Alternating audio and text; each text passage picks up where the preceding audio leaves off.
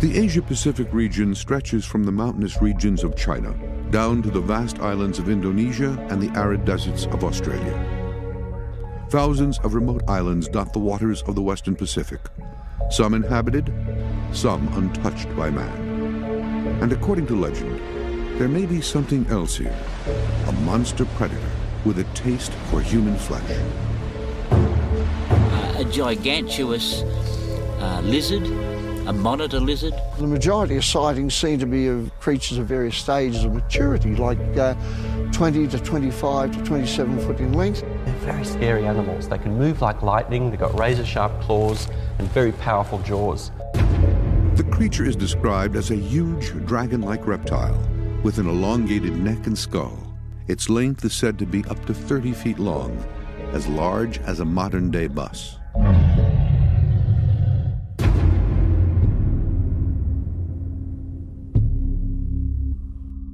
Astounding evidence of these creatures may lie in Aboriginal cave paintings found across Australia, from Panoramidi in the south to Kimberley in the north. The paintings, such as this one, depict a creature larger than a human, while others, such as this one, are tied to stories of large reptiles that brought with them fire and destruction. Precise dating is difficult, but experts say most of the paintings are recent, less than 10,000 years old.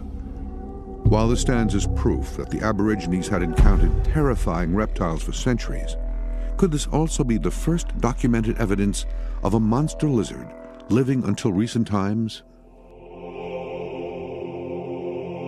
The oral history passed down through generations of Aboriginal people also speaks of a giant beast, a creature that was feared by all. When you look at the translation, it actually says big bad goanna, and goanna is our name for a monitor lizard over here. Peter Hancock is a journalist and author on Aboriginal culture. His interviews with native descendants indicates that encounters with the creature may have been common. Well, it must have been horrific. I mean, they hadn't got walls or anything like that, so you'd have had to just keep guard all the time. These stories, it seems, are founded in fact. When I looked into the details of it, it was pretty obvious it was about Megalania. Megalania prisca, meaning the ancient giant butcher. As a member of the monitor lizard family, fossil evidence found in Australia suggests this giant roamed the Earth during the Pleistocene era, almost 2 million years ago. Modern-day monitor lizards range in size from 6 inches to 10 feet and are found throughout the equatorial ranges of Africa, Asia, and Australia. Fossil remains indicate that Megalania may have survived until a mere 40,000 years ago, avoiding extinction longer than most of its contemporaries. But if 10,000-year-old cave drawings show Megalania, that theory may have to be rewritten. It was clearly the top-of-the-line predator in the ancient Australian ecosystem. John Long is the head of sciences at the Melbourne Museum, home of a life-size skeletal replica of Megalania. Well, this is the skeleton of Megalania, which was the largest terrestrial reptile to walk the face of Australia for the last 60 million years. It was about 7 metres long, we estimate, maybe weighing up to a tonne. But are stories of the Megalania confined to the pages of early history? This man says no. It's rare, it's seldom seen, it lives in the most remote country. Rex Gilroy is an author and cryptozoologist. He describes a frightening account of a huge reptile, estimated to be 30 feet in length, that terrorized the Australian village of Euroa, Victoria, in 1890. It was raiding farms, eating livestock for weeks. It instituted this reign of terror, as I say, going from farm to farm, being seen, killing the odd cow or something. A search party was formed to hunt down the beast and kill it. Armed with guns and accompanied by dogs, they eventually chased the beast back into the surrounding bush. And, according to Gilroy, encounters with the giant lizards continue to this day. 1,400 miles from Euroa is Alice Springs, located in Australia's Northern Territory. It is the site of another purported Megalania sighting. We do have modern-day accounts. A group of Aborigines in Central Australia, for example, were camped one night on the side of the road towards Alice Springs, and one of these creatures came across the desert, walked through their campground, and they scattered, ran back to the utilities they were in and drove off, left all their gear. Here on the Blue Mountains, some Boy Scouts and a Scoutmaster were out in the Wollamai, and they went to sit down on a log. And as they approached it, the log got up and walked away. And the log was about 22 feet in length. Could these stories of the giant creature be describing a Megalania? Long says no. You need a large population of them to be breeding, and we'd certainly find dead ones. We've got no evidence at all, not a single shred, that Megalania has been around beyond about 40,000 years ago. But Gilroy says he has proof that the monster lives on. This is the famous Moruya track that was found back in 1979. This one was humdinger, so I was able to make a good cast of that. During the winter of 1979, Gilroy received a phone call from a farmer who claimed to have seen a 20-foot-long grayish lizard roaming near Moruya on the New South Wales coast. Moruya is only 400 miles from Euroa, the location of the late 1800s attacks. He'd come out of jungle and walked across his paddock. The farmer told Gilroy there were fresh tracks in his field. Gilroy immediately drove hundreds of miles to Moruya to investigate. While most of the tracks had been washed away in a rainstorm, Gilroy was able to cast one distinguishable track. He's convinced it's from a modern-day monster. And recently, in January 2008, Gilroy says he discovered massive lizard-like tracks across a forest trail about 185 miles from the tracks found in 1979. So they were coming at an angle through the bush and went over there, which would, if they kept on going, bring them out across the other road. Gilroy made a cast of what appears to be a reptile print, enormous and nearly identical to the one cast in 1979. Yeah, about 12 inches across and about the same. I estimated the creature that made them might have been about anywhere between 20 to 25 feet. We have very pointed claws here, what's left of it, and you've got the back of the heel. There might have been a bit here. It's just the way that they walk. For the first time ever, Monster Quest will have this recent find analyzed by a world-renowned paleontologist. Meanwhile, an expedition sets out in search of more proof of giant lizards. Here in Australia's Wollemi Forest, the area of repeated reports, the team will be led by Rex Gilroy himself. And you're talking about catching a Megalania. It will do the catching. It was a 3,000-pound killing machine at full growth. Gilroy will be joined by Australian wildlife expert and explorer Gary Opit. Rex's casts are truly remarkable. They really show a giant monitor lizard's foot impressed into the earth. Opit is an environmental scientist and has an extensive history of tracking and identifying animals in the wild. If anyone knows the land better than Gilroy, it's Opit. Rounding out the team is U.S. reptile expert Tony Gerard. Could there be potentially a very, very large monitor of one of the known species? Potentially. Reptiles continue to grow all their life. Gerard points out that Australia is home to one possible candidate, the Parenti, the fourth largest living lizard species, with some individuals reaching 8 feet in length.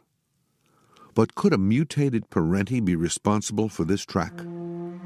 Gilroy doesn't think so. Well, I'm always open to another species being found, but I'd say we've got Megalania. In their quest for a giant, whether living relic or known species, Gilroy, Gerard, and Opit will head into the Wollemi National Forest located in the Blue Mountains, 30 miles west of Sydney. Its vast size has earned it the nickname the Grand Canyon of Australia. We have some of the densest country in eastern Australia. People walk off the beaten track here and get lost and they're not seen again. The team will concentrate their search on the western edge near the site where Gilroy collected his most recent print. The real interior has yet to be explored. It's remote, it's isolated, it's full of swampland, rainforest, jungle. In this tangled, impenetrable habitat of eucalyptus and Banksias plants, the hiding places for a giant lizard are innumerable.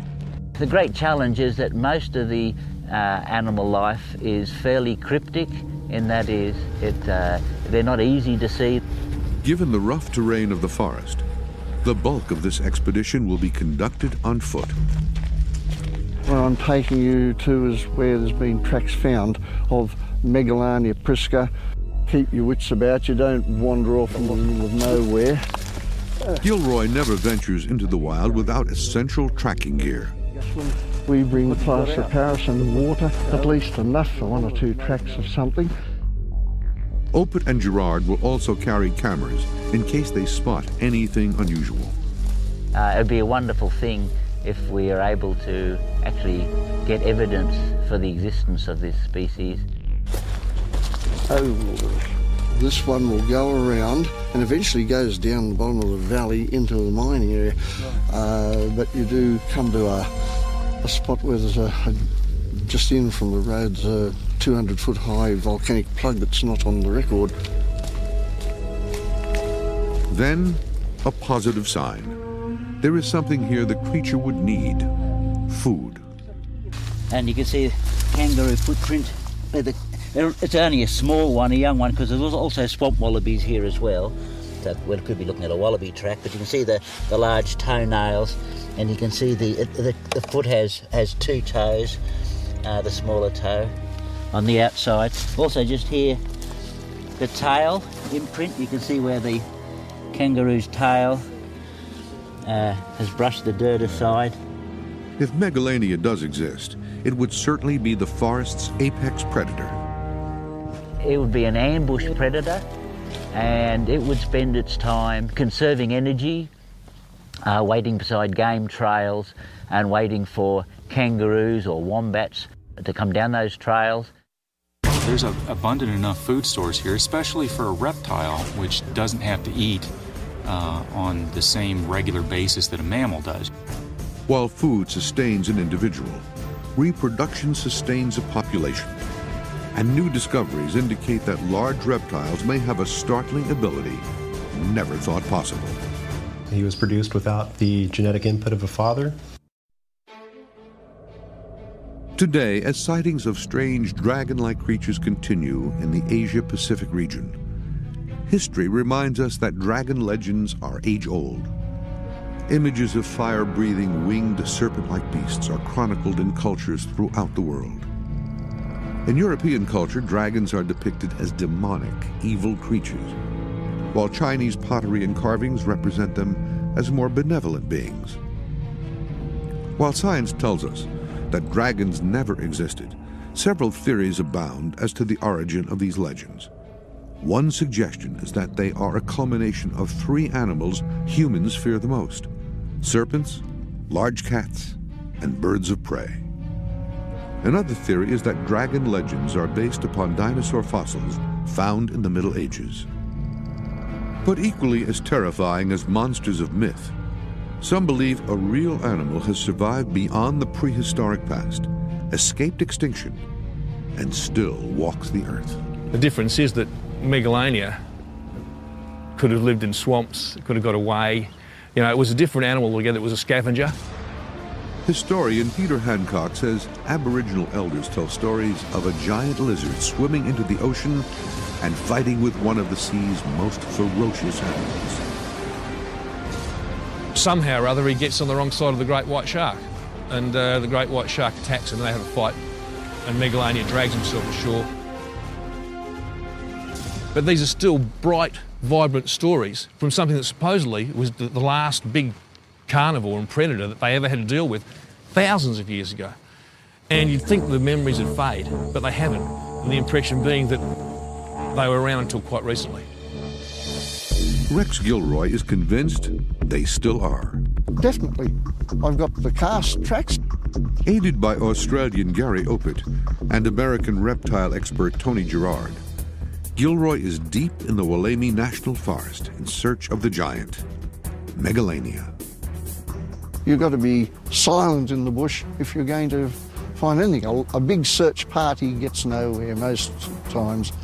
The vast vegetation and thick underbrush make it a perfect habitat for an ambush predator. One of the best ways of finding evidence of the animal life in any locality is to simply move through those areas that have a nice sandy soil and they leave quite distinct tracks. In addition to tracking the creature, they have a plan to lure it in. Gary and I plan to put out some camera traps with some meat for bait. Monitor lizards, in addition to being predators, are active scavengers. They approach an area where visitors to the National Forest reported something large moving through the trees in the winter of 2003. It actually walked right through this locality and they were so amazed that a couple of them wanted to actually follow the animal. Opit believes it's a good location to place the bait. Here we have some nice pieces of beef, good enough to throw on the barbie, but we're going to see if we can attract a giant goanna. Like other monitor lizards, Megalania would have an incredible sense of smell and be able to detect the scent of meat from more than 1 mile away. We'd like to set them up where maybe a little bit high where the wind is going to carry the smell of our bait, because a monitor can pick up on carrion type smell from quite a ways away. Cameras will be positioned to record images of anything that attempts to take the bait. How does that look, Gary, height-wise? Yeah, that looks great. All right. That looks good. The team moves on to find a location for their second camera trap. This is where we found the last batch of tracks about 12 months ago, so I'm always confident we're going to find something around here. That looks pretty good. Good open area. The edge between two communities, you get the most amount of action, you've got more sunlight coming in, greater variety of vegetation. And we'll put in a couple of baits here, so we can have one about that high, and then one a bit lower. With the cameras in place, the team heads back into the forest to continue the search for tracks and other signs. As they make their way through the brush, Gerard notices something about the habitat that suggests that they are on the right track to finding a possible giant reptile. Termite mounds, in a way, are related to the monitor lizards, and a lot of monitor lizards lay their eggs in termite mounds. They excavate a chamber down inside, lay the eggs, and the termites come and repair around it. Termite mounds stay remarkably temperature constant on the inside, so it's great for egg incubation.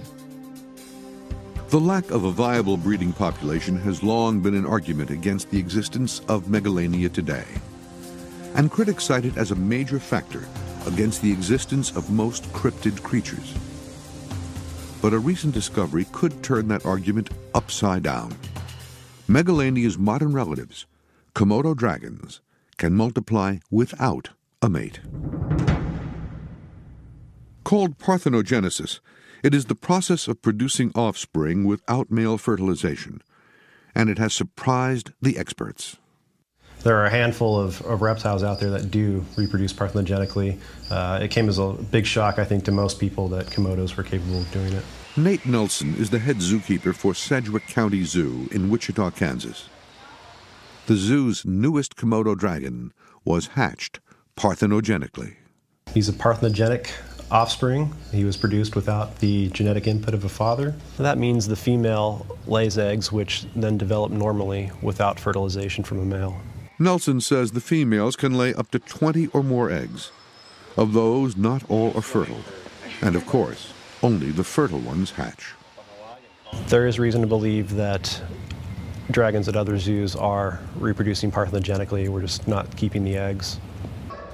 The zoo recently incubated some of the eggs and produced these two hatchlings.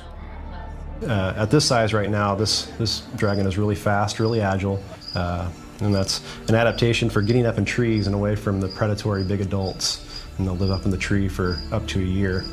But does this mean Megalania could maintain a population through parthenogenesis? Nelson points out a problem with that theory. It would be impossible to get a female because you cannot get the chromosome combination that makes a female. So reproduction without a male is possible, but only for a generation at a time.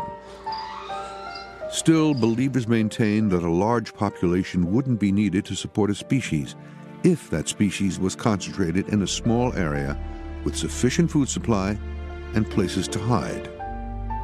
The Wollemi National Forest is just such a place, and there may be others. If history supports the possibility of monster lizards in Australia, could other nearby lands with populations of large reptiles also harbor giants? Indonesia may hold the answer, where the world's largest known dragons live today.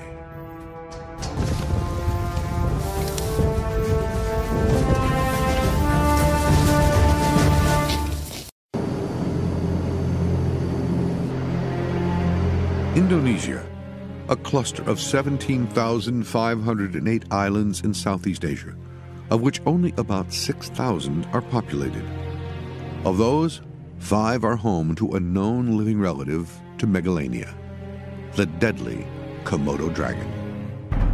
They're a top-line predator. There's nothing bigger or badder. Trooper Walsh is a retired biologist from the Smithsonian National Zoo. He has spent his life researching the Komodo dragon. Really, the worst thing about a Komodo dragon bite is whatever they bite, it's probably going to come off. You know, so if you're bitten on the arm, they can just rip your arm off. Unknown to the Western world until 1910, and named dragons because of their semblance to the creatures of legend, these carnivorous reptiles are the largest known lizard alive today. Komodo dragons were first identified by Lieutenant van Stein van Hunsbroek, a member of the occupying Dutch colonials. Rumors of a creature over 20 feet long spurred van Hunsbroek's curiosity. Komodo dragons, males are larger than females, but a large male might be 9.5 feet long and weigh upwards of 200. A fat one would be 250 pounds. The largest Komodo dragon on record measured 10 feet long and weighed 365 pounds, 1/3 the size of Megalania. There was probably a common ancestor to both of those lizards, Megalania and Komodo dragons, that may have been around when they were dinosaurs. But could Komodo dragons grow to the size of Megalania? It seems that these animals mutate quickly. So, for instance, it might only take 2 or 3 generations for them to get larger. The prospect of a Komodo dragon the size of Megalania is a fearsome one. Even without a mutation, at an average size of 8 feet, Komodo dragons are terrifying predators.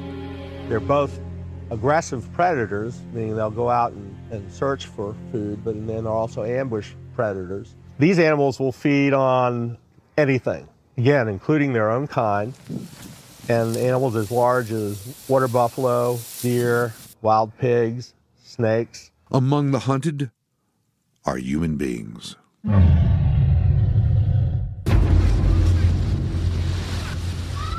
In June 2007, Komodo Village became the scene of a horrific attack. The day began just like any other day. Kids playing and kicking around a soccer ball. No one could imagine that just 100 feet behind the village, tragedy was about to strike. Leaving the game momentarily to relieve himself, an 8-year-old boy ran into the nearby shrub. He had no idea a killer Komodo dragon was lurking in the bushes.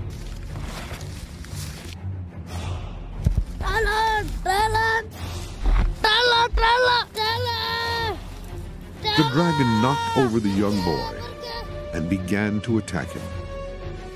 The boy's uncle heard the scream. The boy was screaming and asking for help. From the distance, I didn't realize the boy was bitten by the dragon.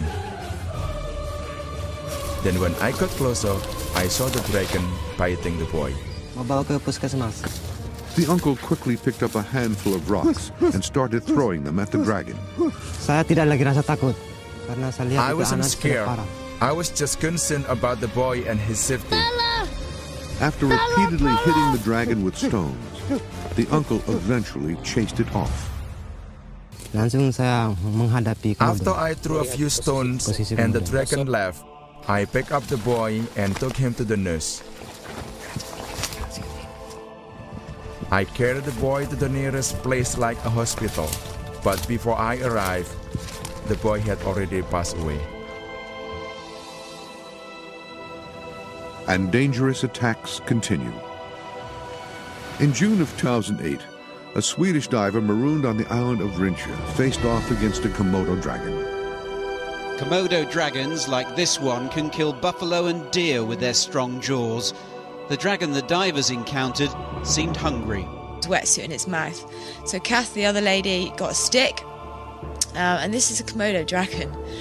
Kath was fighting it off with a stick. Me and Helena were throwing boulders at it. Encountering Van Hensbroek's rumored 20-foot beast would mean certain death. Monster Quest has mobilized a team of researchers to search the island of Rincha to find a giant Komodo dragon. Jerry Emancha and Ahmed Arefiendi are researchers for the Komodo Survival Program. They have been working with Komodo dragons for 7 years. Together with a team of park rangers, they will travel by boat 3 hours to Rincha Island, which is located in eastern Indonesia. So we need a lot of people and a lot of gears, because we will stay maybe for weeks, or maybe sometimes we can take 2 months in the field, so we need a lot of gear. The team's first concern as they set foot on shore is with their own safety. Because sometimes Komodo dragons come to take us. In case Komodo dragons take us, so we can hold the animal like this to chase the dragon away. The wide open savanna on Rincha makes it fairly easy to see Komodo dragons in the distance. Within minutes, Ahmed spots several underneath the ranger post. I saw big males underneath the ranger post. It's quite big. I think it's males, adult males. Rangers live on the island year-round. To protect themselves from unwanted visitors at night, the houses are raised up. During the hot summer months, Komodo dragons are often found under the houses in the shade. Maybe the dragon smells food from the ranger station, so they came here quite a lot, and they get used to see humans, so they're not really afraid of humans. There are several of the creatures lurking in the village. The cool morning air means the animals are sleeping, which allows the researchers to brave close proximity. But when it's active, by 9 o'clock, they become active, I can get this close to the animals. It's a hopeful sign. We'll find the bigger one, the biggest one if we can find. They begin their search past the ranger stations in the forested area of the island. As the sun rises higher in the sky, the temperature rises. Then a possible food source. Ahmed believes where there's food, there are Komodo dragons. There's a big old buffalo. I think it's old enough, then maybe he will become a food for the dragons. But one buffalo can feed about 10 dragons. It could take as little as one average-sized Komodo dragon to bring down a 1-ton buffalo. Its attack pattern would be as swift as it is brutal, as Trooper Walsh explains. All they need to do is bite the rear tendon of a foot, and it'll cut the tendon, the animal will eventually go down, it'll bleed. And if the animal doesn't bleed to death, their toxic saliva will finish the job. Komodo saliva is filled with over 50 strains of deadly bacteria. Their bite infects their prey and causes sepsis. And it's been found that they have quite a few very intense, very virulent bacteria, which would cause an animal to not only have blood loss in a bite, but to get a really bad infection very quickly. As the toxins enter the bloodstream, the dragon's victim slowly succumbs to poisoning, heart failure, and death. As the day nears its end, the team comes up with a plan. Yeah, maybe we can try to hang the bait near the camp to attack the dragons. To attract the dragons. Now that the dragons looks like they're afraid of humans, but once they smell meat, they don't afraid of anything. The team heads back out onto the island, this time with a goat carcass for bait. They hang the goat high in a tree over the valley. Big Komodo dragons cannot climb the tree, so the Komodo cannot reach it, but they will hang around here. But usually they try to reach it. The bait is hung low enough to lure in the creature, but not so low as to be torn down before the team returns. And it doesn't take long to get noticed.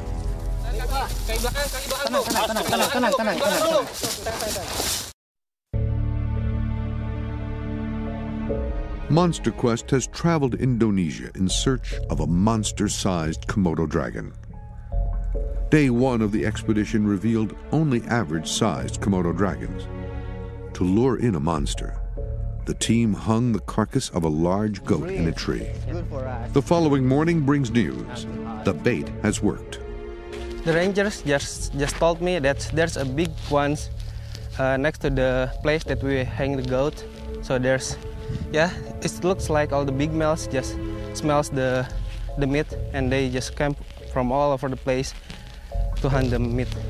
There are several large and deadly males in the group, but from a distance it is impossible to distinguish exact length. The only way to find out is to capture one. This is the plan that we will attract the dragons, come to us, and someone will hold the noose and will noose the dragons, and the rest of us will grab the tails to secure the tails, because the tails can whip us and it's quite dangerous.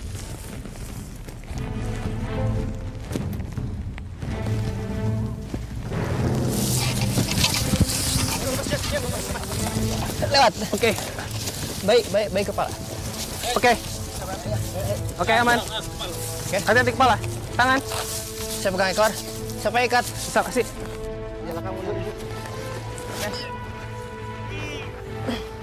So the first thing, we have to tape them out to secure the jaws. Securing the jaws is essential if the team is to avoid becoming the creature's next victim. The dragon's length is 2.2 meters. I think the dragon is big enough, but it's not the biggest one. At just over 7 feet, it is relatively small for a Komodo dragon. But the team is being stalked by something even larger. But there's another big one coming, so we have to release the animals. 1, 2, 3.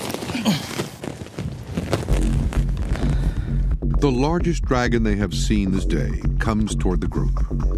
Jack, ini bosnya. Jar, kayak orang langsung narikin aja. Sebentar, bay. Tamu lagi. Hah? Aduh, ada tamu. Tarik, oke. Putar terus. Oke, tahan. Kaki belakang. Tenang. Oke. Tahan. Dorong ke bawah. Okay. It's quite strong animal. We almost messed up. But yeah, at the end we can handle this animal. Everybody okay? It's 273 centimeters, so it's about 2.7 meters at least. Wow, it's quite big. 2.9 in Rinca, so I think it's probably almost the biggest one in Rinca. Over 9 feet long and weighing more than 160 pounds. But could these islands hide an even bigger one? The island of Komodo contains an even larger population of Komodo dragons. But due to the dense vegetation, they have more places to hide and are more dangerous to pursue. The team agrees, if there is a monster Komodo dragon, this is the most likely habitat and the best place to search. One continent away, the Monster Quest team is searching for a lizard over 3 times the size of the one caught on Rincha, the Megalania, whose name means ancient giant butcher. Australia's Wollemi National Forest is the hotbed of sightings and the location of recent tracks of a possible monster lizard. The research team is preparing to head out into the night to continue their search for Megalania. We've been out in the day, and a lot of the Australian animals are nocturnal, so we're going to see what we can turn up here at night. The team will search near where they've placed both camera traps, exploring with night vision lights. We've got 3 red LED lights here. They're red for looking for animals at night because most mammals, anyway, can't see red light.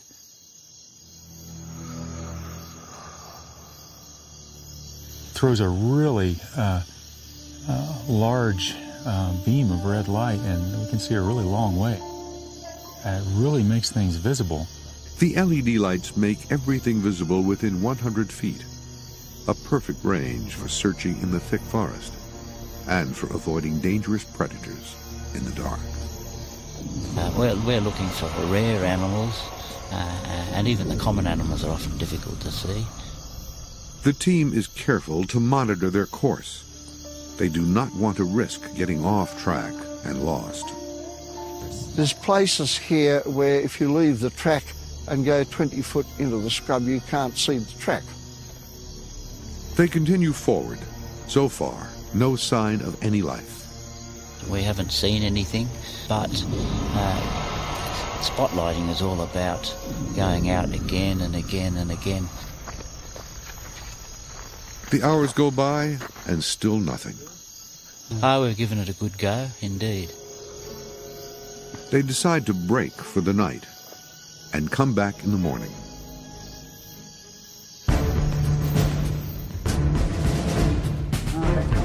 Tomorrow may bring the answers they've been looking for. The bait is gone. Now, what do you think? We've definitely got some sort of predatory animal. Perhaps we've even got a photograph of Megalania. 48 pictures. Dragons conjure up images of fire-breathing flying beasts. And while there is no evidence that this type of creature is anything more than a myth made up of some of man's worst fears, there may be other giant reptilian monsters equally as terrifying roaming the earth. This team is out to capture a monster lizard.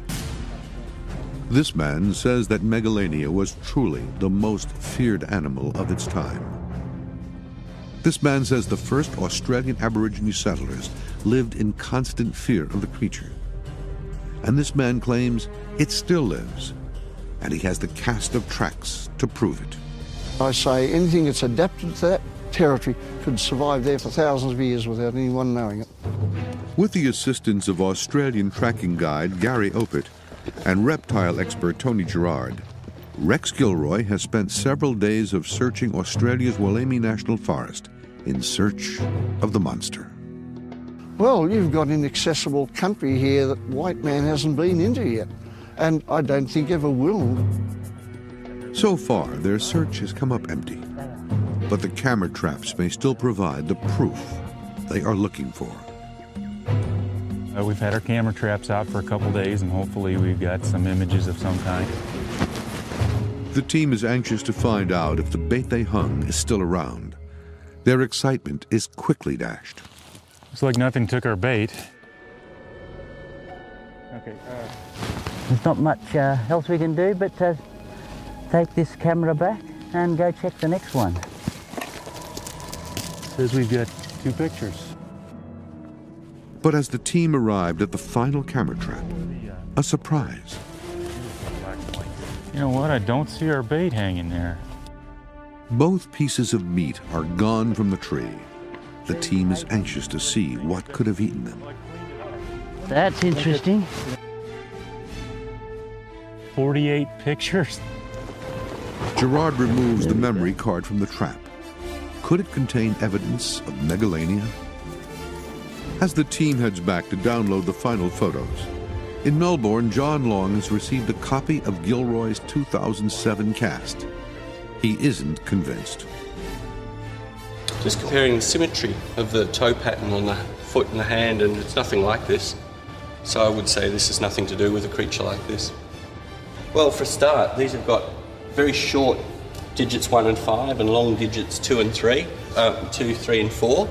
And if you look at the hind foot, the digits are far more asymmetrical, whereas this is perfect symmetry. It's like it's been made up. But a clear photograph of megalania would dispel much of the doubt surrounding the existence of this prehistoric relic. Gilroy's camera has captured some of the images, and the bait was missing. Unfortunately, it wasn't the work of lizards. In this case, inspection of the images reveals it was ravens. Gilroy isn't surprised or dissuaded. I suspect that sooner or later, through persistence, I've got to get something on film. I'd like it to be megalania. The more we do this kind of thing, the greater the chance of success. At the same time, the team in Indonesia moves their search from the island of Rinca to Komodo, where there is a much higher population of Komodo dragons. But the dense vegetation will make finding them more of a challenge. The habitat is more forest, so maybe there's dragons around us, but they're hiding. It's quite difficult to find dragons in the forest rather than in savannas. If the monster lizard exists here, they are convinced this is where they will find it. Komodo Island is teeming with wildlife, including deer and wild boar, animals that serve as essential food for the ambush predator. As the day wears on, the group decides to split up. Okay guys, let's spread out. See something? No, I didn't see anything over here. Only see deer and boar. No dragons here. But there are signs that Komodo dragons are nearby. I found a dragon's teeth. We can find the dragons, but we find the teeth buried under the ground. You see that this teeth had a serrated area. It makes it very sharp. It's like razor blade sharp. Hours go by with nothing. We saw a lot of deer around here. Usually if there's a deer, there's always a Komodo dragons. And then they happen across a rare occurrence that offers some insight. I think the mating season make most of the males go away to find the females for mating. The expedition draws to a close, but the team believes a giant may still be out there. The most fascinating about dragons is the size of the animals. The Komodo is the biggest. Or are they? Komodo dragons themselves were an unknown animal only a century ago. What else could lurk in the most remote reaches of the planet?